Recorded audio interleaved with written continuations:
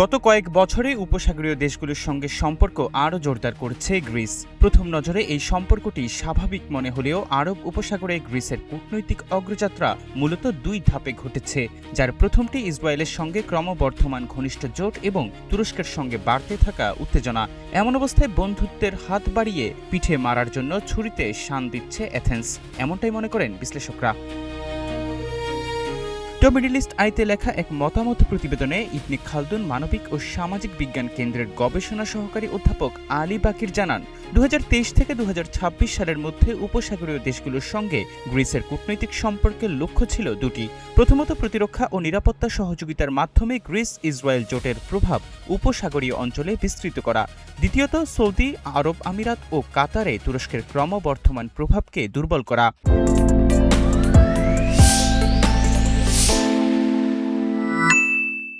উপসাগরে গ্রিসের সক্রিয়তা ইসরায়েলের আঞ্চলিক প্রভাব বিস্তারের লক্ষ্যকেও সহায়তা করছে।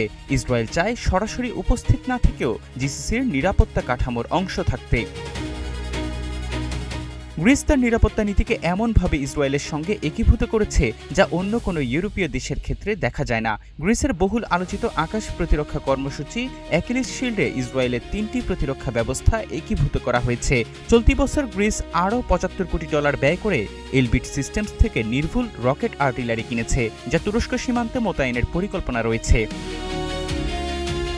দুই দেশের সামরিক কর্মকর্তারা এখন একে অপরের কমান্ড কাঠামোর মধ্যেও কাজ করছেন, ফলে এই সম্পর্ককে সাধারণ অংশীদারত্বের চেয়ে অনেক বেশি, প্রায় একীভূত নিরাপত্তা ব্যবস্থার মতোই মনে হচ্ছে। আঙ্কারাকে মোকাবেলায় গ্রিস কেবল পূর্ব ভূমধ্য সাগরেই নয়, তুরস্ক যেখানে সক্রিয়, উপসাগরীয় অঞ্চলসহ অন্যান্য ক্ষেত্রেও ইসরায়েলের সঙ্গে জোটকে আরও দৃঢ় করতে চাইছে।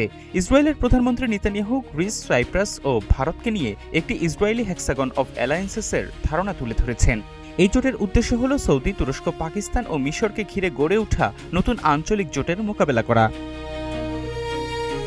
চলতি বছরের ফেব্রুয়ারিতে যুক্তরাষ্ট্র ইসরায়েল ইরান যুদ্ধ শুরু হলে গ্রিসের প্রতিরক্ষামন্ত্রী নিকোস দেনদিয়াস মার্চ ও এপ্রিলে সংযুক্ত আরব আমিরাত ও কাতার সফর করেন। এরপর তিনি সৌদি আরবও যান।